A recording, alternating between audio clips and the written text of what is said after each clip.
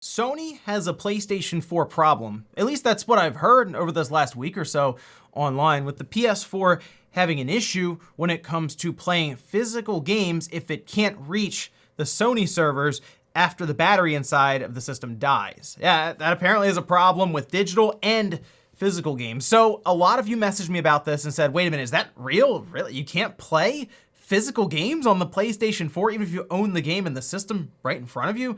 Well, that's what we're gonna find out today. I figure we'd take a minute to go over what's happening here and actually try to simulate that scenario where the servers are gone and your PlayStation 4's battery inside has died, and see what happens when I put a physical game inside. Guys, if you enjoy these videos, make sure that like button helps out a ton. And if you're new here to the Small Life channel, make sure you subscribe down below. So let's go over what I have here first. This is a PlayStation 4. I did a video actually fixing this PS4 a long time ago. This is the one I got off of Craigslist for like 60 bucks or something, and the HDMI port was bad, so I just had to change that out. And the video was a lot of fun to make, and it kind of left me with just a PS4 that I could use for experiments like this, without having to worry too much about it. But otherwise, I went ahead and updated the firmware to the latest firmware, that's 8.50, and made sure it was ready to go with a copy of Shadow of the Colossus. This is a completely offline single player game that you don't need a connection to go through the game for like Sony servers or the internet, any of that. And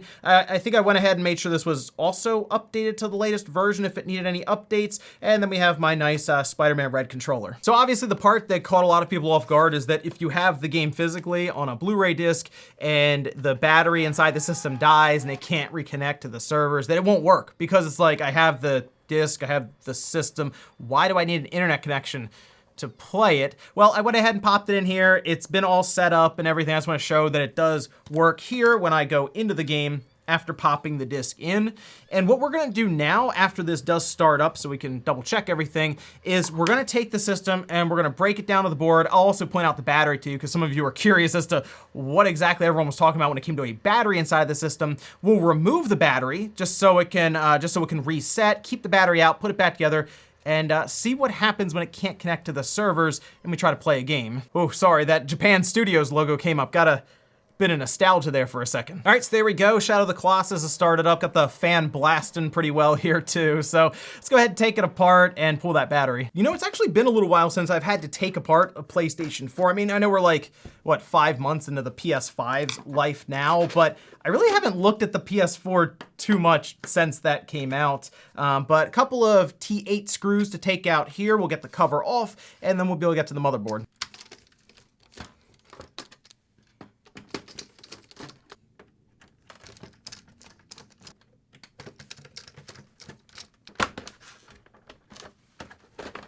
Boy, I forgot I still need to clean the fan out for this one. I remember when I first got it, it was super dusty inside and I had to clean it up really, really well. I never actually pulled the fan out though, so you know what, maybe I will actually clean this up pretty well and change the compound, because it was getting kind of loud. Although this is mostly a system that we just kind of experiment on anyway, so I don't know if it needs that much attention.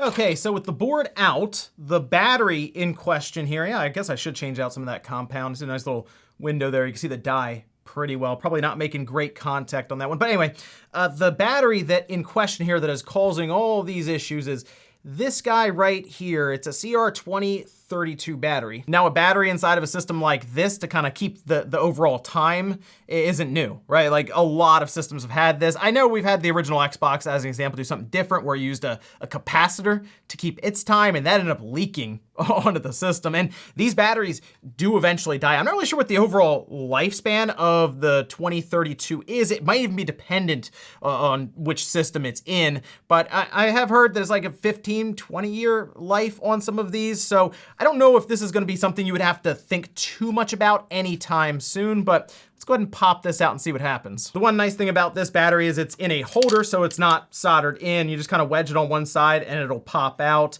underneath of this plastic here. And then to replace, you just kind of drop it in this side first and then press down and it'll click into place. And you can get these 2032 batteries all over eBay or Amazon. They're pretty cheap to get new ones. We would use these in all kinds of different electronics, and they were also used, but with more of a bracket, in like Super Nintendo games, for example, to keep your saves. So this is the battery, for the most part, that would die if you lost your save game in something like Earthbound. Anyway, with no battery and a little extra compound there, we're gonna flip this board around, get it back together, leave that Ethernet cable unplugged, and we'll see what happens when we try to pop in a physical game. So I put the PS4 together as much as I needed it to be. I didn't put all the screws or anything in, or even the top lid on. I'm gonna take it back apart and put the battery back in after we're done all of this, but you can see I plugged in the HDMI, the power, and left that Ethernet cable unplugged. So this should be basically the PlayStation 4 dead battery, no access to the PlayStation servers. So it had no issues logging me in. As for the time,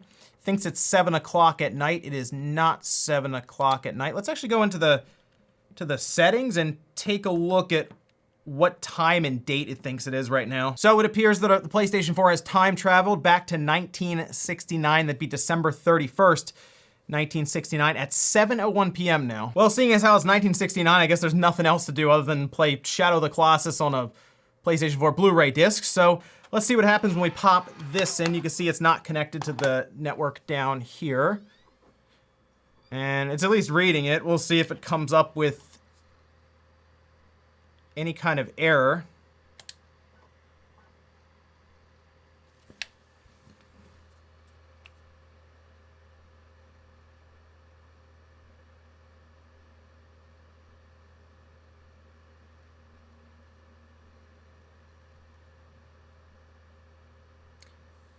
So this is the error code, I believe, that's been pointed out. This is user 1 will be logged out of the PS4 because an error has occurred. That's CE30391-6.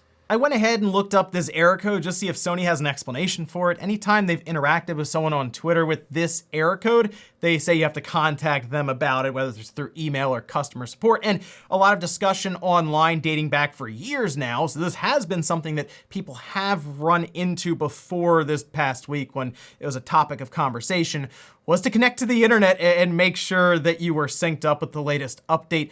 Probably to make sure that your PlayStation 4 had its trophies synced up. And that appears to be the big issue because let's say we go in here, and this is something else I was just curious about if it would fix it. If we go in and we fix the time. So at the time of this recording, it is April 16th, 2021 at 5:28 p.m. Okay, so I have set the time manually. It is in there now. So now let's see if Shadow of the Colossus starts up.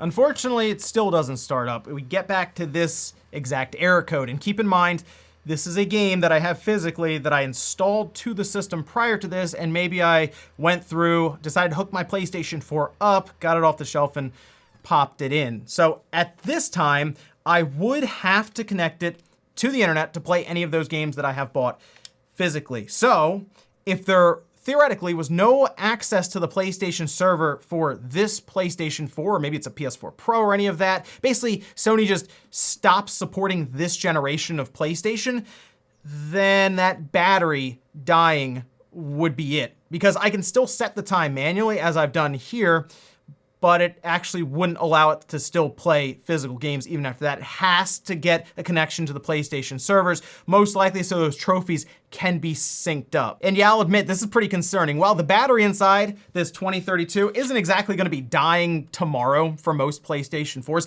it is something that people have run into with that specific error code and then having to sync back up to the PlayStation servers. I also feel like Sony should support the PlayStation 4 for a while, but a lot of these games are playable on the PS5. So the one, I guess, good thing here is that the PS4 itself won't really have a big purpose going forward because we assume the PS5, the PS6, or any of this will be able to play these games, but that is a lot of assuming, right? It is nice to know that, okay, I have a PS4. If I want to plug it in 20 years from now, if I'm keeping it in good condition, it will still work.